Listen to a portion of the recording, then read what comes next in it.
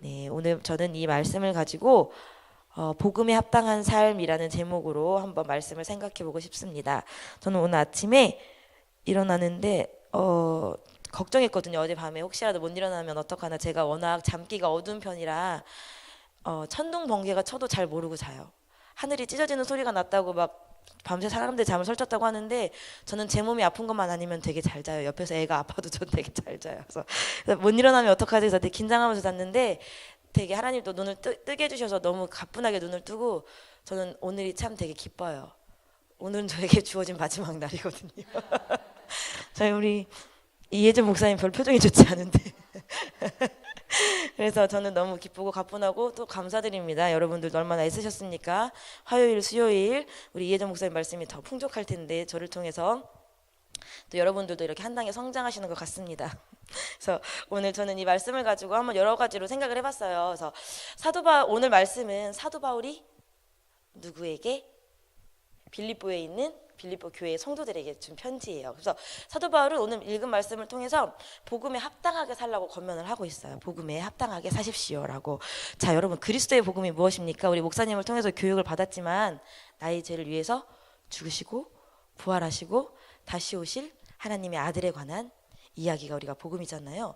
근데 이 복음은 빌립보 교회 사람들에게 굉장히 커다란 기쁨이었어요. 왜냐하면 이 빌립보 교회 사람들은 어디에 살던 사람들이냐면 마게도냐 지역에 살던 사람으로 철저한 이방인이었어요. 철저한 이방이어서 복음을 드릴 기회가 전혀 없었는데 누구로 말미암아?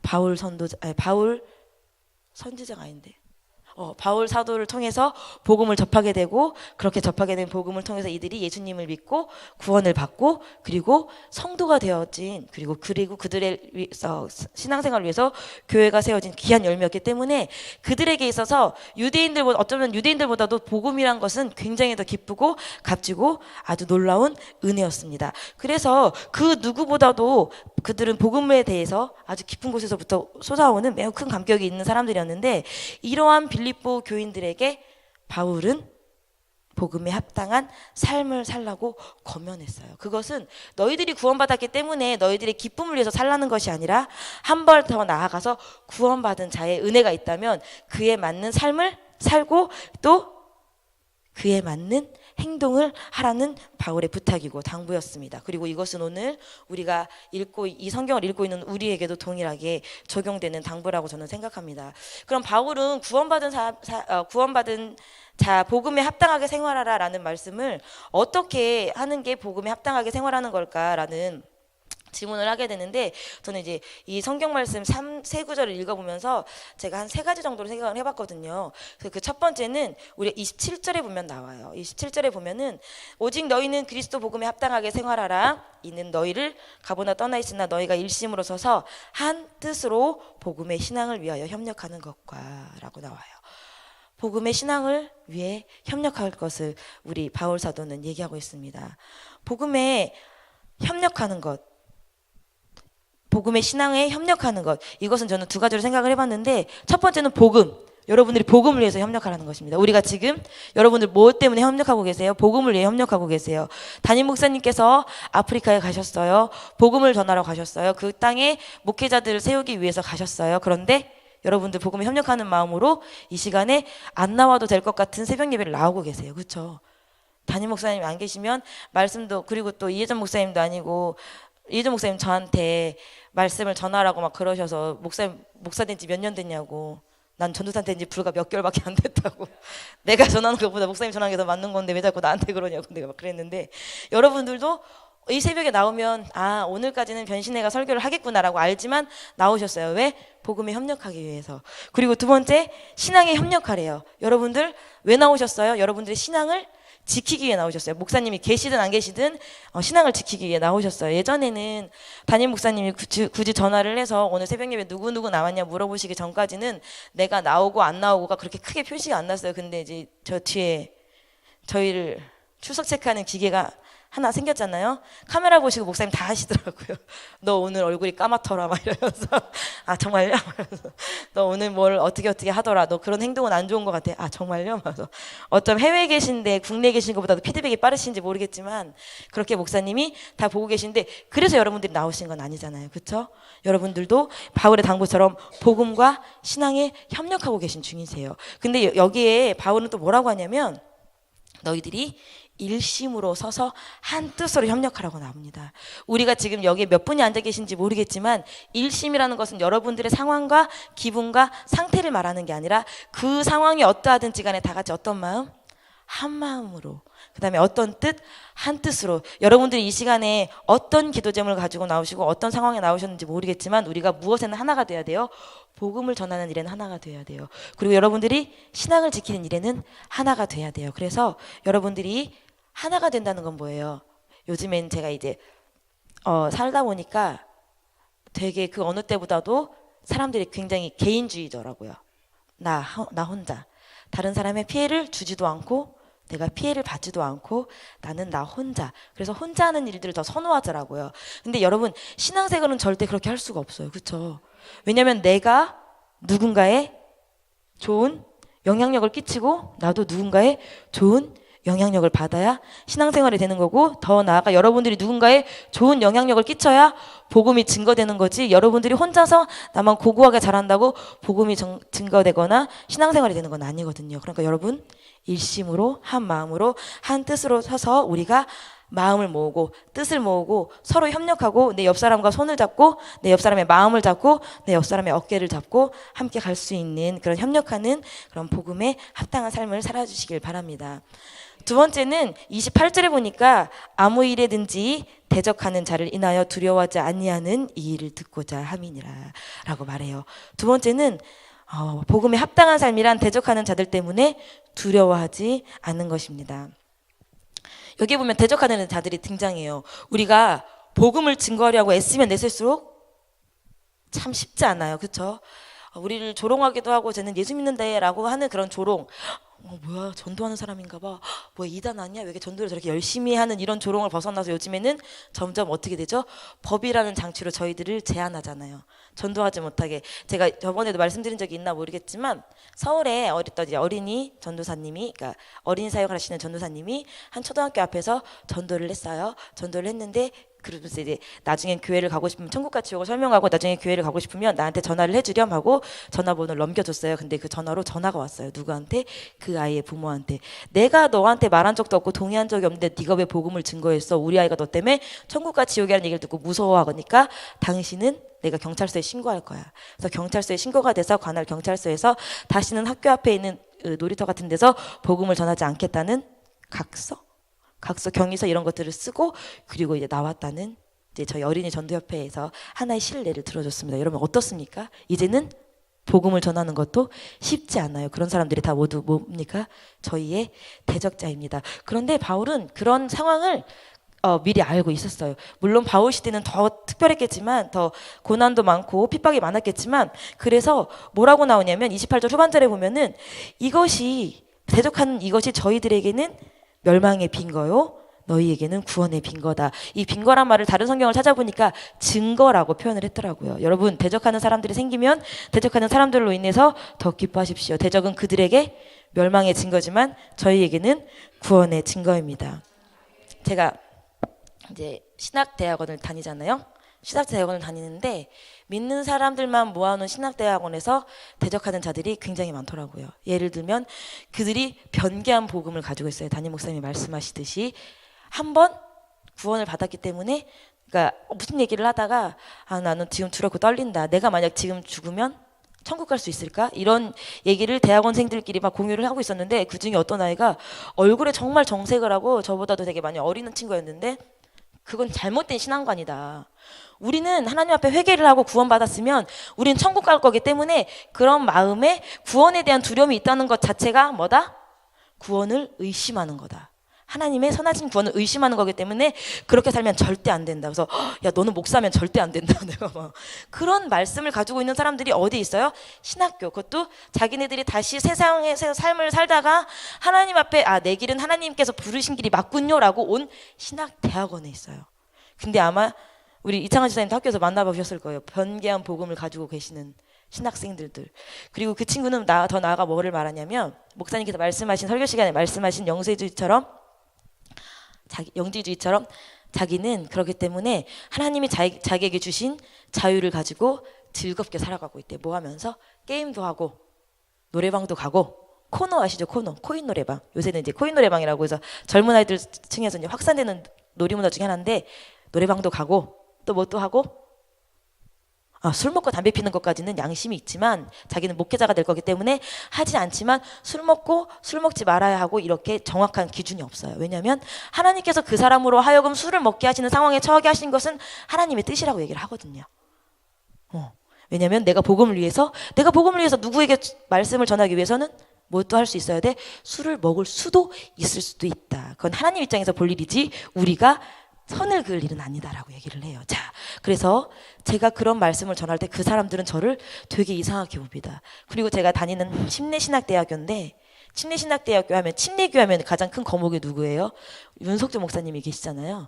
그래서 침신대에서 모든 대학생들이 윤석준 목사님을 말씀을 동의할 것 같지만 절대 그렇지 않아요. 나는 흰돌산을 다녀오고 윤석준 목사님의 말씀을 들어 하면 한 발 이렇게 떨어져서 그래 하고 선을 긋는 사람들이 정확히 생겨납니다. 침례교라고 하더라도 여러분 어떻습니까? 제가 드린 이 말씀은 여러분들이 복음을 전하고 여러분들이 신앙생활을 할 때 대적자가 세상에만 있는 게 아닐 수도 있다는 얘기예요. 어디에도 있어요? 교회 안에도 있어요. 믿는 사람 안에들도 있어요. 우리가 한 공동체로 다 예수님을 믿겠다고 모였지만 서로 신앙의 모습이 다르고 내가 생각하는 복음이 다르고 내가 주게 받은 복음이 다른 거예요. 왜? 하나님은 똑같은 말씀을 주시고 똑같은 복음을 주셨는데 왜 서로 받은 복음이 다를까요? 그것은 내가 나의 인생관과 가치관과 색안경을 끼고 나만의 복음을 받아들였기 때문이에요. 그래서 바울 사도가 첫 번째로 무엇을 권면했어요? 같은 마음과 같은 뜻으로 복음과 신앙에 협력하라고 얘기를 했어요. 여러분들 신앙생활 하시면서 대적하는 자들 때문에 포기하지 마십시오. 그리고 두려워하지 마십시오. 오히려 여러분들이 그 대적자를 만날 때마다 하늘에 나의 구원의 증거가 또 하나라고 기뻐할 수 있는 영적인 눈을 가지신 여러분들 되셨으면 좋겠습니다. 자, 저는 세 번째로는 그리스도를 위해 고난받는 것이다 라는 것을 얘기하고 싶어요. 29절을 함께 보겠습니다. 29절을 보면 그리스도를 위하여 너희에게 은혜를 주신 것은 다만 그를 믿을 뿐 아니라 또한 그를 위하여 고난도 받게 하심이라. 제가 어제 이렇게 하시는 분들이 몇 분 계셨는데 잘 못 봤어요. 빠른가요 말이? 괜찮아요? 들을만 하신가요? 세 번째 들어서 좀 들을만 하신가요? 제가 원래 말이 더 빨라요. 더 빠르게 다음엔 한번 해볼게요. 지금 되게 천천히 많이 느리게 하는 건데 혹시 빠르시면 또 반원을 크게 들어주셔야 돼요. 이렇게 손을 들으시면 안 돼요. 반원 이렇게. 자, 29절에 뭐래요? 고난을 바울은 예고하고 있어요. 그 현대를 지금 우리는 살고 있어요. 2019년을 살아가고 있기 때문에 당시에 당한 바울의 고난은 저희에게는 없어요. 그렇죠? 지금 저희가 예수를 전한다고 저희를 막 능력해서 잡아다가 팔고 막 고문하고 때리고 다시는 그 이름을 전하지 말라고 때리고선 풀어주고 이런 시대는 아직은 아니에요. 앞으로 그런 시대가 목사님 말씀대로 올 수는 있겠지만 그런 그런 고난은 있지 않아요. 그렇지만 뭐가 있어요? 우리 안식일을 지키려는 고난. 그렇죠? 주의를 지키는 게 여러분들은 지금 이제 훈련되시고 익숙해져서 괜찮을지 모르겠지만 신앙생활을 하면서 직장을 다니면서 안식일을 지키는 건 쉽지 않아요. 그리고 가정생활을 하면서 안식일을 지키는 건 쉽지 않아요. 왜냐면 나도 내 아이들하고 좋은 곳에 가서 바람도 쐬고 싶고 그리고 내 아이들하고 좋은 추억도 만들고 싶은데 무엇이 걸려 있어요? 안식일이 걸려 있어요. 어디를 갔다가도 당일날 돌아와야 돼요. 그렇죠. 그런 것처럼 우리가 당하는 고난은 생활 삶 속에서 바울과 같은 큰 고난은 아니라고 할지라도 우리는 고난이 있어요. 저는 1월 달에 단기 선교를 가면서 굉장히 큰 고난을 겪었어요. 제가 그 무엇보다도 믿지 않으시겠지만 제가 어렸을 때는 굉장히 약했어요. 진짜 먹을 걸 잘 안 먹어서 웃지 마라. 먹을 걸 잘 안 먹어서 할머니가 쫓아다니면서 밥을 먹여줄 정도로. 그래서 늘 겨울을 지나면서는 이제 뭐라고 되지? 이렇게 많이 아프고 그리고 제가 초등학교 1학년 때까지도 작고 연약해서 저는 꾸준히 큰 거거든요. 고등학교 때까지. 그런데도 2키밖에 안 됐지만 꾸준히 컸지만 초등학교 1학년 때 제 기억에 제가 만약에 학교에 폐유지를 내거나 뭔가를 낼 때 늘 아빠가 학교를 데려다 주셨어요. 왜냐면 제가 그걸 들 힘이 없을 만큼 되게 작았거든요. 그래서 우산을 쓰면 우산에 자빠지고 그럴 정도로 굉장히 연약하고 잘 안 먹었는데 지금은 우람해요. 우람하고 무엇보다도 먹을 걸 좋아하고 먹을 거 없이는 사역하지 않아요. 그래서 자는 거 먹는 게 꼭 중요한데 그런데 저에게 1월 달에 굉장히 커다란 시련이 닥쳤어요. 뭐죠? 단기 선교. 비행 시간 몇 시간 탔지 그때 18시간인가 타고 그다음에 두바이에서 5시간 체류하는데 할랄 음식이라서 아무것도 못 먹었어요. 그리고 저는 그때 또 제가 이제 김밥을 미리 나눠주셨는데 다른 성도님들은 이제 김밥 같은 것도 챙겨서 드셨는데 저의 사랑하는 동역자께서 저는 김밥을 좋아하지 않는다고 다 남을 나눠주셨더라고요.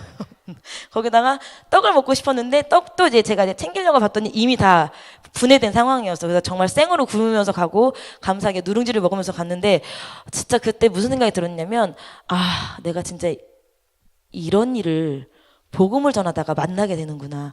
한국에선 전대로 겪을 수 없는 할랄이라는 음식에 대한 것을 이렇게 당하고 그리고 나서 그렇게 이제 하고 가는 길에 18시간, 오는 길에 18시간을 굶으면서 와서 한국에 도착하자마자 주님 감사합니다. 하나님 저는 천국 필요 없어요. 여기가 천국입니다. 아무거나 먹을 수 있는 내 나라 이러면서 되게 기뻐했거든요. 근데 우리가 생각보다 복음을 전하면서 만나는 내가 신앙을 지키면서 내가 신앙을 지키면서 만나는 고난들이 생기더라고요. 앞으로는 더 생길 거예요, 여러분. 근데 그 고난을 우리가 어떻게 견딥니까? 정말 신기하게도 29절 초반에 보면 너희에게 은혜를 주신 것은 그를 믿을 뿐 아니라 또한 그를 위하여 고난을 받게 하심이라.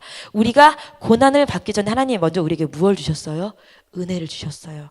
넉넉히 이길 수 있는 힘을 주신 거예요. 그래서 저도 두바이에서 경유하고 하는 그 시간이 제가 한국에 있었으면 아마 분을 냈을 거예요. 일례로 제가 이제 예전에 고난 주간에 하루씩 금식하는 날이 있었어요. 그래서 저도 이제 금식을 했는데 정말 제 안에 그렇게 분이 많은지 몰랐어요. 고작 하루 금식하는데 그 분을 주체할 수가 없더라고요.